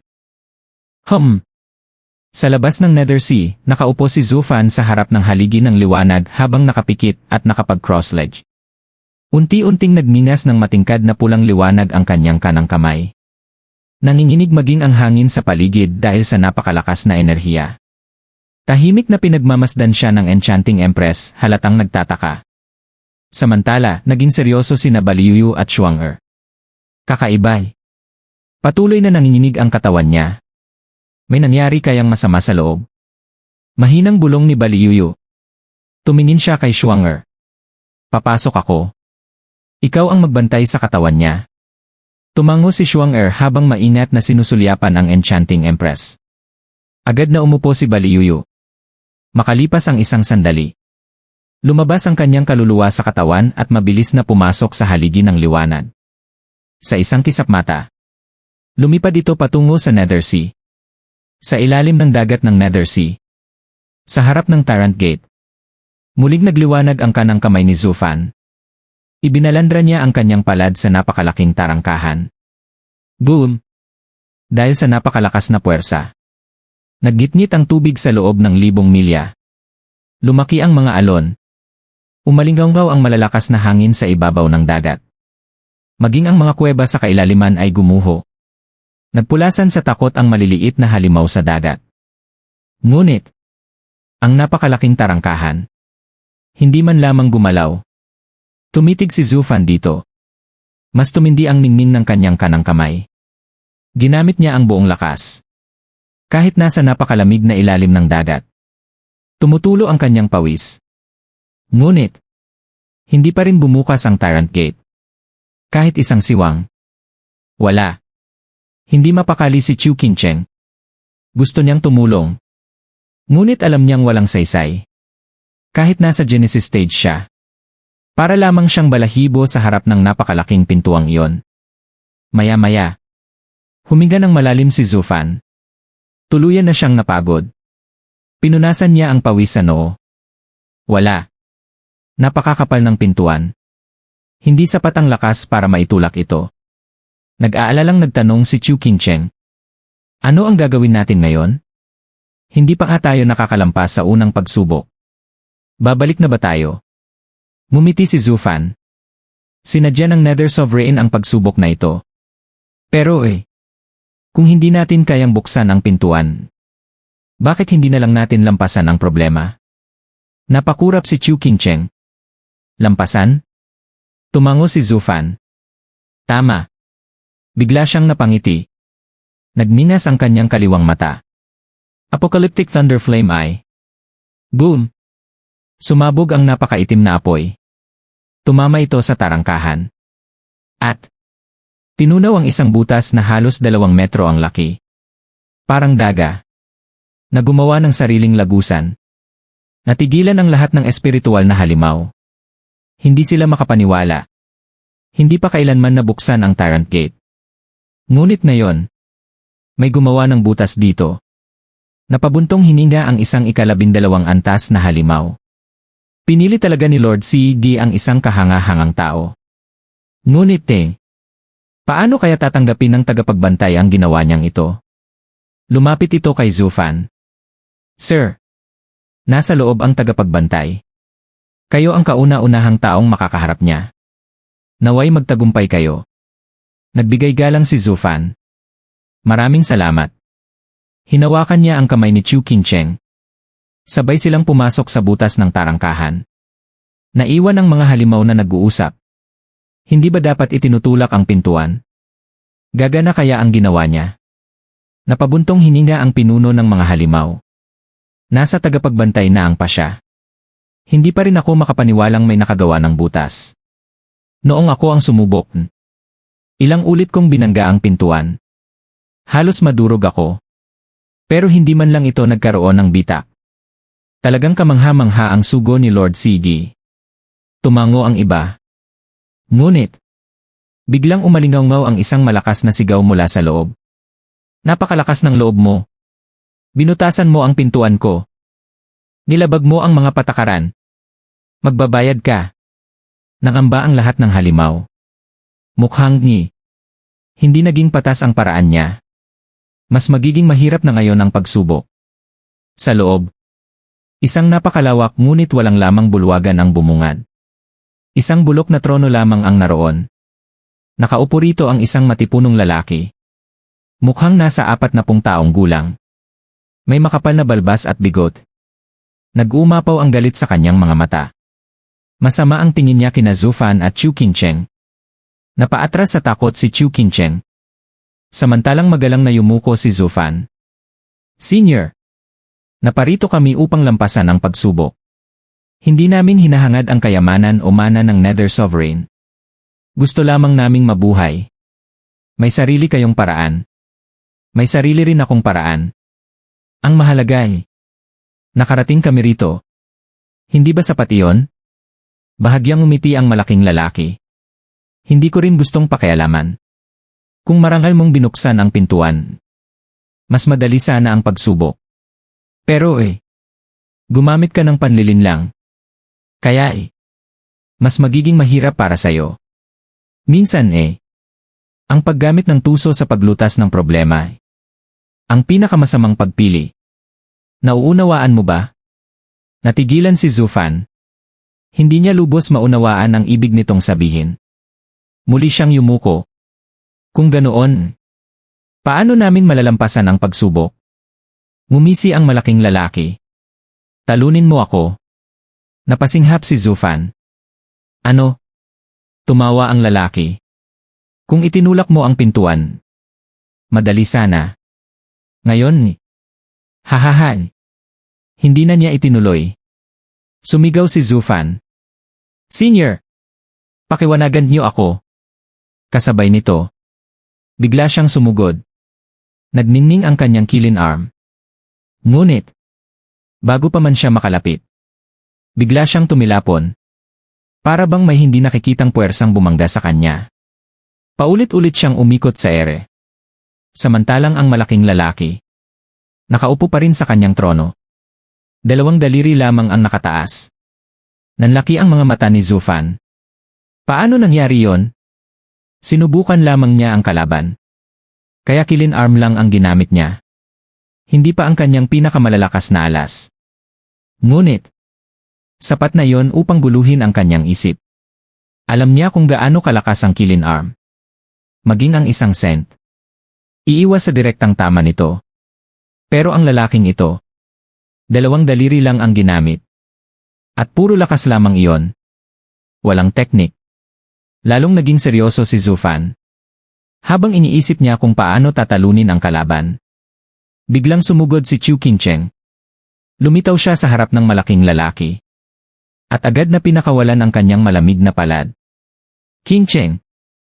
Huwag! Sigaw ni Zufan. Hindi mo siya kayang labanan. Ngunit huli na. Tiningnan lamang siya ng malaking lalaki. Batang babae. Huwag kang makialam. Ang kanyang boses. Naging parang napakalakas na bagyo. Sa isang iglap. Tinanday si Chu Qingcheng. Tuluyan siyang nawala sa paningin. Qingcheng! Sigaw ni Zufan. Saan mo siya dinala? Tumawa ang malaking lalaki. Sa pupuntahan niyo. Sa lugar ng kaliwanagan ng Nether Sovereign. Hindi ba mabait ako? Dahil mahilig ka sa panlilinlang Direkta kitang pinadadalhan. Hindi mo na kailangang lampasan ang iba pang pagsubok. Pero hindi ko alam kung ano ang mangyayari sa dalagang iyon. Hahahan. Nanlamig ang puso ni Zufan. Mahigpit niyang ikinuyom ang kamao. Biglang nagliwanag ang kanyang kanang mata. Divine Eye of the Void First Stage. Shift. Hush. Sa isang kisap mata. Lumitaw siya mismo sa harap ng malaking lalaki. 2 gintong singsing ang umiikot sa kanyang kanang mata. Samantalang naglalagablab ang kanyang kaliwang mata sa itim na apoy. Malamig niyang sinabi. Divine Eye of the Void. Second Stage. Thunderflame Void Annihilation. Humugos ang nakamamatay na itim na apoy na parang mga makamandag na ahas. Dahil sa sobrang lapit. Halos imposibleng makaiwas ang malaking lalaki. Boom! Nagliyab ang itim na apoy at nilamon ang buong bulwagan. Dahan-dahang lumapag si Zufan sa sahig habang nakatitig sa rumaragasang apoy. Ayaw niyang maniwalang basta na lamang tatanggapin ng lalaking iyon ang kanyang sorpresang pag-atake. Mas lalo siyang kinabahan. Walang takot. Walang gulat. Walang kahit anong reaksyon ang lalaki sa biglaang pag-atake ng Apocalyptic Thunderflame. Parang alam na nito ang mangyayari. Ile! Biglang nagkalat ang itim na apoy. At nang maglaho ang apoy, naroon pa rin ang malaking lalaki. Tahimik pa ring nakaupo sa kanyang upuan. Ni isang hibla ng buhok. Hindi man lamang nasunog. Bagamat inasahan na ni Zufan ang posibilidad na yon. Nanlamig pa rin ang kanyang puso. Hindi pa siya kailanman binigo ng itim na apoy. Anumang tamaan nito ay nagiging abo. Ngunit na yon, hindi man lang nito nagawang saktan ang lalaking nasa kanyang harapan. Napangiti ang malaking lalaki habang nakatingin sa natigilang si Zufan. Divine Eye of the Void. Lakas ng kilin ni. At ang kakaibang itim na apoy. Lahat ng iyan ay mga pambihirang kapangyarihan. Ngunit hindi mo pa sila tunay na nauunawaan. Hindi mo pa nailalabas ang tunay nilang potensyal. Batang lalaki. Ang pagiging tuso ay hindi katumbas ng kaliwanagan. Bumalik ka. Napakunot noo si Zufan. Bumalik? Malamig siyang tumitig. Ipinadala mo si Qingcheng sa unahan. Tapos gusto mo akong umurong. Para lang mamatay rito. Hindi mangyayari. Hindi ako papayag na maging ligaw na kaluluwa sa Nethersea. Muli siyang sumugod. Nagningning ang kanyang mga mata. Itinaas niya ang 2 daliri. Unti-unting nagtipon ang napakalakas na sword key. Apocalyptic Sword. Heaven Butcher. Hush! Mula kay Sword Child, natutunan ni Zufan kung paano pagsamahin ang 5 espada sa isang Apocalyptic Sword. Isang napakalaking itim na hiwa ang sumiklab. Mistulang kamatayang paparating upang lipulin ang lahat ng buhay. Bahagyang kumunot ang noo ng malaking lalaki. Pagkatapos ay tumawa. Hahaha! Hindi ka pala basta pinaghalu-halong kapangyarihan lang. Napakalayo na nang naabot mo sa pag-unawa sa espada ng Sword Sovereign. Sa ilang aspeto nalagpasan mo pa siya. Ngunit hindi pa rin sapat. Tyrant's Fist. Boom! Hindi na 2 daliri ang ginamit niya. Isang kamao lamang. At sa isang suntok, nadurog ang napakalaking itim na sword key. Kasabay nito, tinamaan ng matinding backlash si Zufan. Tumilapon siya ng napakalayo. Tahimik na ibinaba ng malaking lalaki ang kanyang kamao. Ngumiti siya. Para pala akong nanlilinlang. Ginamit ko ang lakas na pang-Emperor stage laban sa isang Spirit King. Dapat sana'y nakapasa siya. Ngunit hindi ko pa natutupad ang aking layunin. Hahahan. Habang ibinababa niya ang kanyang kamao, may isang puting marka rito. Sigaw ni Zufan habang patuloy siyang tumitilapon. Lumabas siya sa butas na kanyang ginawa sa tarangkahan. Hanggang sa bumagsak siya sa isang napakalambot na bagay. Ngunit bago pa siya tuluyang matumba, may malaking kamay na sumalo sa kanya. Pagmulat niya, napapalibutan siya ng napakalalaking espiritual na halimaw. Sir, ayos lang ba kayo? Sinaktan ba kayo ng tagapagbantay? Nasaan ang dalaga? Sunod-sunod ang tanong ng mga ito. Ngunit hindi iyon pinansin ni Zufan. Sinuri niya ang kanyang katawan. At nagulat. Wala siyang kahit isang sugat. Hindi man lang siya nasaktan. Nakakapagtakali. Ang lakas ng balik ng atake. Dapat duguan na ang loob ko. O baka patay na nga.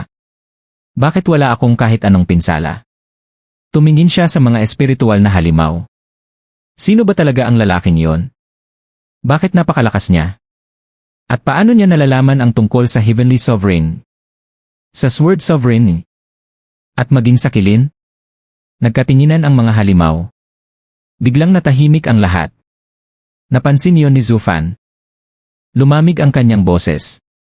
Hindi ba ninyo iginagalang si Lord C.E.? Ako ang kanyang sugo. Tinanong ko kayo. Bakit ayaw ninyong sumagot? Isang halimaw ang yumuko. Alam ni Lord C.G.E. na hindi namin maaaring sabihin. Tumango ang iba.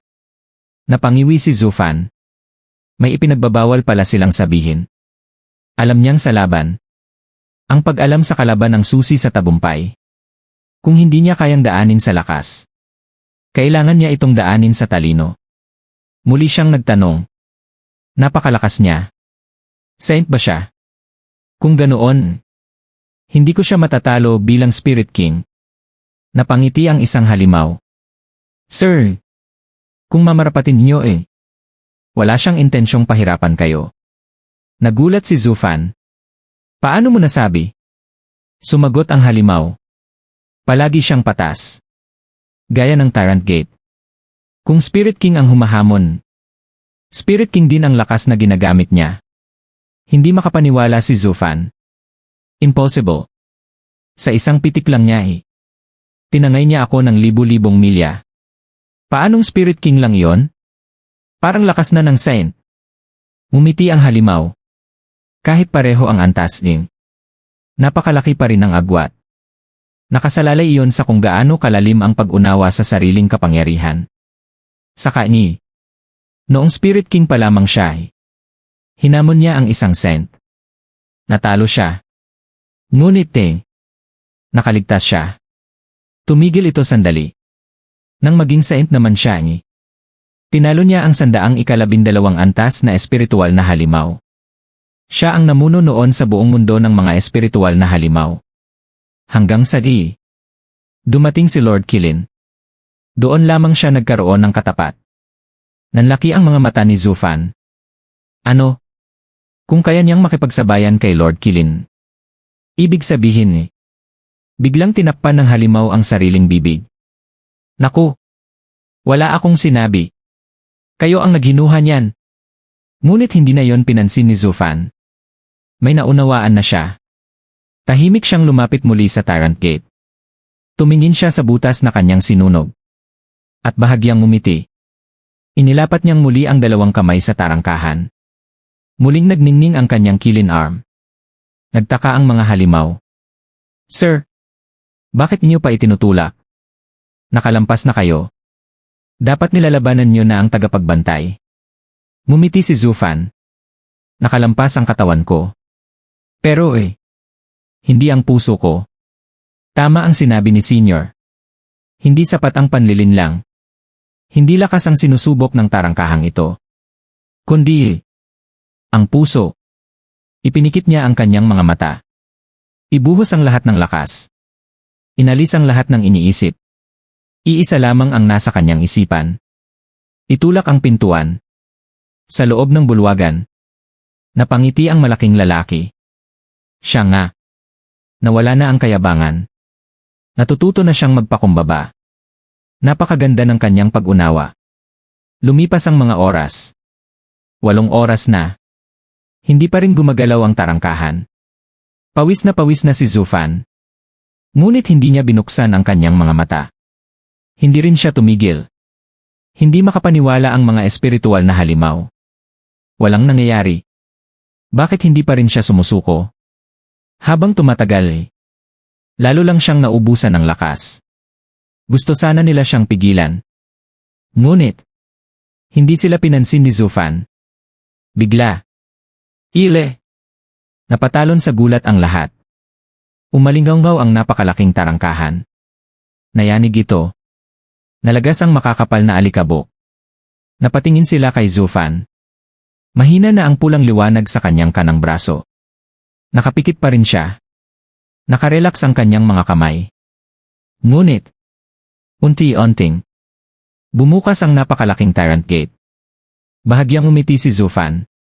Dahan-dahan niyang iminulat ang kanyang mga mata. Naglakad siya papasok. Tumayo sa harap ng malaking lalaki. Wala siyang sinabi. Isang simpleng suntok lamang ang kanyang pinakawalan. Boom! Nagbanggaan ang 2 kamao. Sa lakas ng banggaan, gumuho ang lahat sa loob ng 1,000 milya. Maging ang lupa ay nagbitak-bitak. Sa labas, nag-alon ng marahas ang buong Nethersea. Nagkagulo ang lahat ng espiritual na halimaw. Crack! Nabiyak ang upuan ng malaking lalaki. Tahimik siyang tumingin kay Zufan. Pagkatapos ay bahagyang tumango. Nanalo ka. Nalampasan mo ang unang pagsubok. Maraming salamat sa inyong paggabay, Senior. Magalang na yumuko si Zufan sa malaking lalaki. Hindi na niya sinubukang alamin pa ang tunay nitong pagkakakilanlan. Lumapit ang malaking lalaki at nagsalita. Kapag umabot sa sukdulan ng lakas, nagiging karahasan ito. Kapag umabot naman sa sukdulan ng karahasan, nagiging paniniil. Kayang wasakin ng paniniil ang anumang bagay, maging ang buong mundo.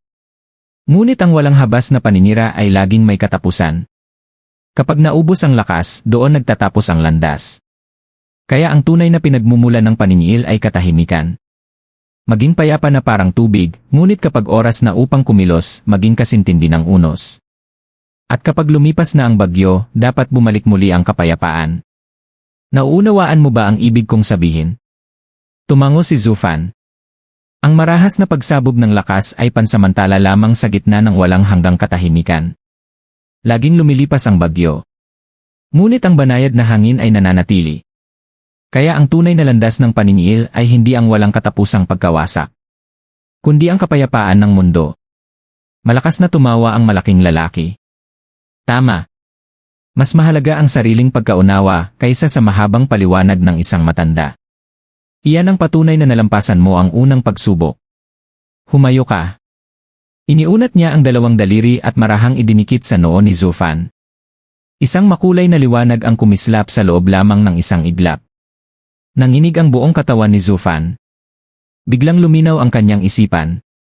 Ang lahat ng natamong kaalaman ay tila naging bahagi ng kanyang puso. Matapos pakalmahin ang sarili, nagtanong siya. Senior, saan po ang ikalawang pagsubok? Ngumiti ang malaking lalaki. Hinawakan niya ang balikat ni Zufan. Sasamahan na kita. Hush! Parang isang bato na inihagis, lumipad si Zufan ng napakalayo habang unti-unting naglaho ang kanyang sigaw. Tahimik na tumango ang malaking lalaki. Sa likuran niya, biglang lumitaw ang matandang bangkero na unang nakilala ni Zufan sa dalampasigan ng Nethersea. Sinabi ng malaking lalaki, hindi siya tinanggihan ng Demon Transformation Art. Bagamat nagsisimula pa lamang siyang tahakin ang landas ng paniniil. Tinanggap siya nito. Tumango ang matanda. Sa wakas, May pag-asa ng magtagumpay ang ating plano. Boom! Biglang sumabog ang kalangitan sa ibabaw ng Nether Sea. Nag-alon ng marahas ang buong dagat. Nagkatinginan ang dalawang matanda. Seryoso ang kanilang mga mukha. Isang heavenly sovereign. Sa kailaliman ng dagat. May isang anino ang bumagsak ng napakalakas. Crash! Nawasak ang isang 2 metrong kahoy na tarangkahan at nagkalat ang mga piraso nito. Napabangon si Zufan. Inalis niya ang alikabok sa kanyang katawan at tumingin sa paligid. Nasaan ako? Unti-unting umangat ang makapal na itim na usok. Huminto ito sa kanyang harapan. Matinis itong tumawa. Matapos ang napakahabang panahon. Sa wakas ay may nakarating din sa ikalawang pagsubok. Hahaha! Napaatras si Zufan ng mahigit 100 metro. Nakatingin lamang siya sa maitim na ulap. Senior, kayo ba ang tagapagbantay ng ikalawang pagsubok? Nakita niya ang wasak na tarangkahan sa likuran nito. Iyan ba ang tarangkahan ng ikalawang pagsubok? Nakalampas na ba ako roon? Muling tumawa ang maitim na ulap. Siyempre. Ano pa bang tawag mo sa pagsira mo mismo sa tarangkahan? Napakamot si Zufan. Kung ganoon, paano ko malalampasan ang pagsubok na ito? Maikli ang sagot. Talunin mo ako. Nagulat si Zufan. Katulad din ng unang pagsubok. Mas lalong lumalim ang tawa ng maitim na nilalang. Hindi ako mabait gaya ng unang tagapagbantay. Walang warm-up. Diretso tayo. Sa pagsubok na ito, ang kapalit ay buhay. Makapasakali. O dito ka mamamatay. Nanginig si Zufan. Alam niyang mababait ang unang tagapagbantay. Hindi siya nito pinatay. Sa halip ay ginabayan pa siya. Ngunit ang kaharap niya ngayon, diretsong kamatayan ng alok. Wala akong alam tungkol sa kanya. Paano ko siya matatalo? Maingat siyang nagtanong. Senior, may mga patakaran ba rito? Gagamit din ba kayo ng lakas na katulad ng sa Spirit King? Malakas ang tawa ng maitim na nilalang. Masyado kang nag-iisip. Hindi ako madaldal gaya ng unang bantay. Hindi ko kailangang magpaliwanag. Eto na. Sa isang iglap. Ang maitim na ulap ay naging isang matulis na palaso. Diretso itong tumagos sa katawan ni Zufan. Nagulat siya. Unti-unting lumabas ang maitim na usok mula sa kanyang likod. Pagkatapos, may isang tao ang sumandal sa kanyang likuran. Agad siyang lumundag palayo. Paglingon niya, nanlaki ang kanyang mga mata. Ikaw, Li. Tumawa ang anino. Tama. Ako ay ikaw. Unti-unting nagbago ang anyo nito. Hanggang sa eksaktong mukha ni Zufan ang lumitaw. Pati kilos. Pati ekspresyon. Pati tindig.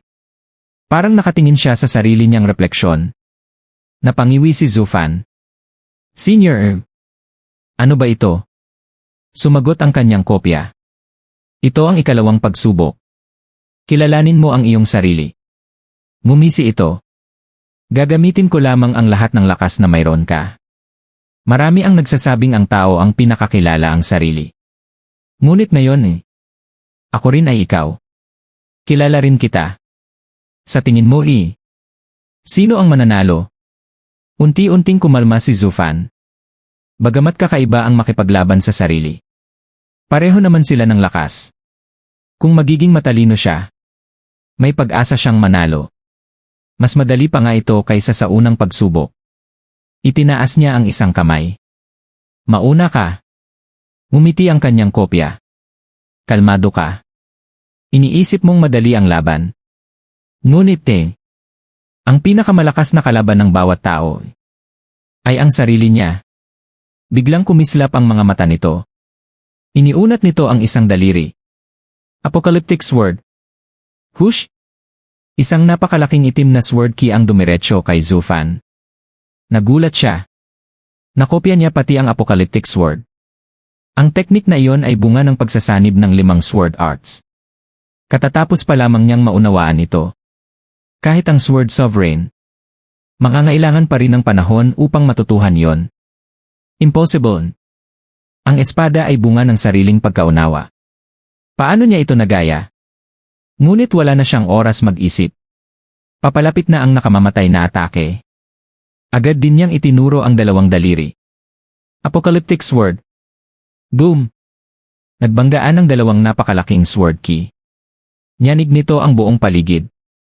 Maging ang dagat ay kumulo sa lakas ng pagsabog. Napaatras si Zufan ng dalawang hakbang. Samantalang, hindi man lamang gumalaw ang kanyang kopya. Nanlaki ang kanyang mga mata. Paano nangyari yon? Pareho lang naman ang lakas namin. Bakit siya ang nanalo? Ngumisi ang kanyang kopya. Sinasabi nilang ang tao ang pinakakilala ang sarili. Ngunit ikaw rin ang pinakabulag sa sarili mong pagkatao. Zufan, naniniwala ka pa rin bang kaya mo akong talunin? Naging seryoso si Zufan. Nanlamig ang kanyang mga mata. Nakopya ng kalaban ang lahat. Ang kanyang lakas. Ang kanyang mga teknik. Ngunit ang pinakamasama, mas kilala pa siya nito kaysa sa pagkakakilala niya sa sarili. Dito muna natin puputulan ang ating nobela ng Magic Emperor. Stay tuned lang, upload ko din agad ang kasunod na chapters. Pa-like and subscribe na lang para updated kayo sa upload natin. Maraming salamat.